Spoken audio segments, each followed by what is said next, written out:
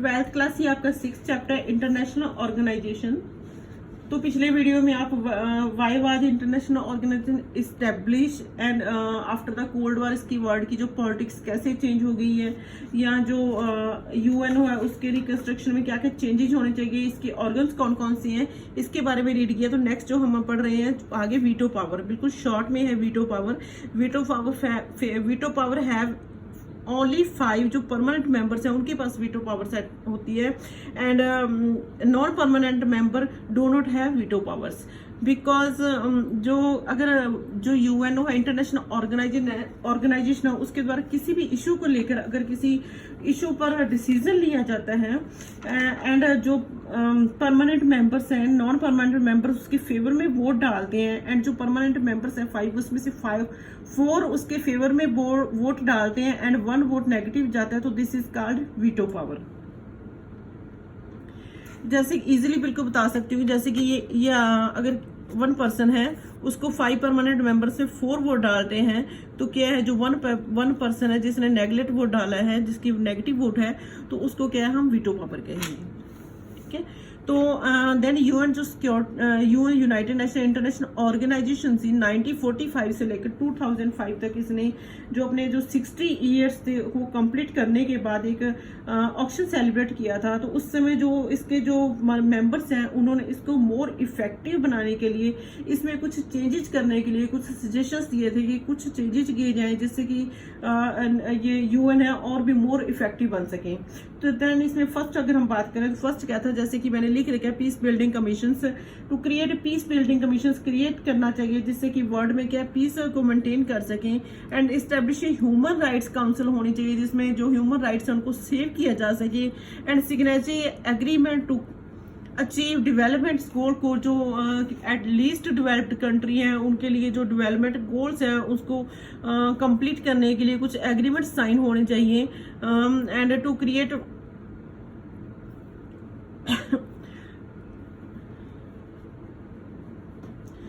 एक fund for democracy. Democracy के लिए क्या एक फंड क्रिएट होना चाहिए, एक फंड सिस्टम होना चाहिए जो कि एक फंड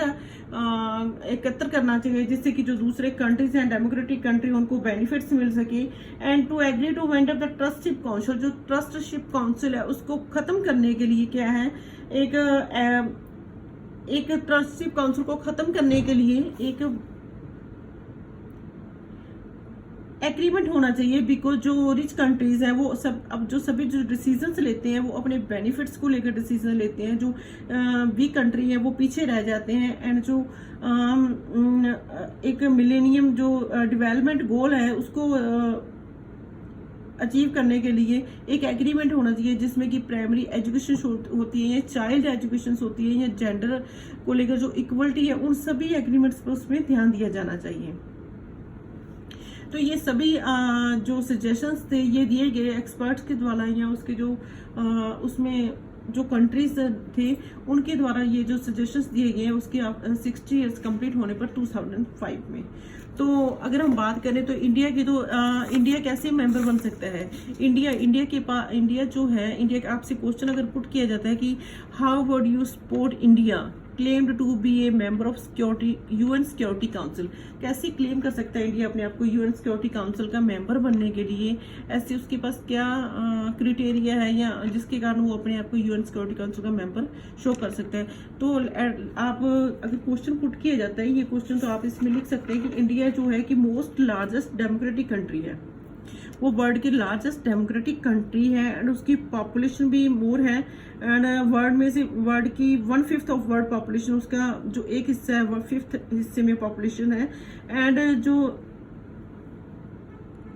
इंडिया जो रेगुलर उसमें कंट्रीब्यूशन करता है यूएन के जो बजट है उसमें रेगुलर वो अपना इकोनॉमिकली जो कंट्रीब्यूशन कर रहा है एंड इकोनॉमिकली वो अपने आप को ग्रो कर रहा है। तो इंडिया के पास ये सभी क्राइटेरिया कह सकते हैं, इंडिया के पास ये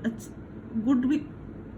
कह सकते हैं जो उसके पास थिंग्स हैं जिसके कारण वो यूएन सिक्योरिटी काउंसिल का मेंबर बनने के लिए अपने आप को क्लेम कर सकते हैं। जैसे कि पीछे क्राइटेरिया सजेस्ट किया गया था कि कैसा क्राइटेरिया होना चाहिए जिससे कि जो परमानेंट मेंबर बनने के लिए कोई भी कंट्री अपने आप को क्लेम कर सके। उसमें क्या कहते हैं इकोनॉमिकली स्ट्रांग होना चाहिए, तो इंडिया इकोनॉमिकली अपने आप को स्ट्रॉन्ग कर रहा है, ग्रोथ कर रहा है,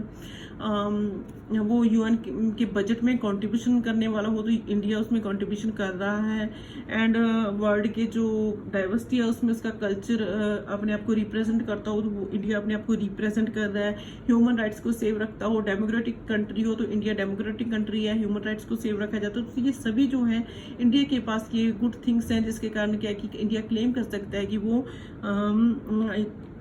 यूएन सिक्योरिटी काउंसिल का परमानेंट मेंबर बनने के लिए। बट अगर बात करें तो अनदर मैनी कंट्रीज हैं जो नहीं चाहती हैं कि इंडिया के पास वीटो पावर हो, इंडिया परमानेंट मेंबर बने, बिकॉज उनका कहना है कि India have nuclear weapons, nuclear capabilities. So बहुत सारे अगर इंडिया को परमानेंट मेंबर मान लिया जाता है या वीटो पावर मिल जाती है तो अनदर कंट्रीज हैं बहुत सारे जो Brazil, Germany, south Africa, Japan वगैरह, तो ये सभी कंट्रीज क्या डिमांड करेंगे अपने लिए परमानेंट सीट की यूएन सिक्योरिटी काउंसिल में। तो एट लास्ट हम ये कह सकते हैं कि it is not for easy for India to become a permanent member of UN security council in future. तो फ्यूचर में परमानेंट मेंबर बनना इंडिया के लिए आसान नहीं है, because India have a nuclear weapons and last point China और पाकिस्तान जो उसको कभी भी सपोर्ट नहीं करेंगे वीटो पावर के लिए। ठीक है, तो ये आपके मेन अगर चैप्टर में आपके इतना ही है 6 मार्क्स की। ये भी अगर आप क्वेश्चन अगर ढंग से करोगे तो ये आपका 6 मार्क्स का क्वेश्चन बन रहा है, और अगर ये क्वेश्चन भी अगर आप ढंग से करो तो ये भी आपका 4 मार्क्स का क्वेश्चन बन रहा है कि इंडिया अपने आप को कैसे क्लेम कर सकता है। ठीक है, और ये 6 मार्क्स का क्वेश्चन बन सकता है आपको कि जो यूएन के 60 आई कंप्लीट है उसमें क्या क्या सजेशंस दिए गए थे उसमें कुछ चेंजेस करने के लिए। और इससे पहले भी हम जो आपके 6 मार्क्स का क्वेश्चन पढ़ चुके हैं कि जो कोल्ड वार के बाद जो वर्ल्ड की पॉलिटिक्स थी वो कैसे चेंज हो गई थी, जिसमें मैंने आपसे कहा था कि ये सभी आपके चैप्टर्स के नेम आ रहे हैं। एंड नेक्स्ट जो यूएन था उसमें क्या क्या रिफॉर्म्स किए जाने चाहिए थे, उसमें जो प्रॉब्लम्स थी कंट्रीज को कि जो यूएनओ है वो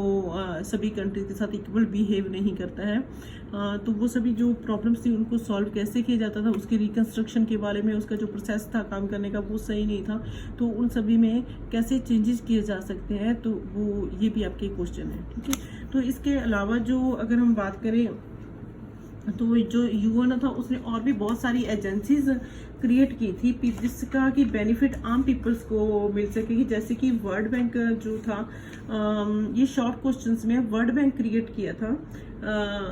यूएन ने, जिसको कि 1945 में क्रिएट किया गया था। और इसका एम क्या था, मेन ह्यूमन डेवलपमेंट करना है, एंड जो दूसरे लीस्ट डेवलप्ड कंट्री थे उनको क्या है लोन और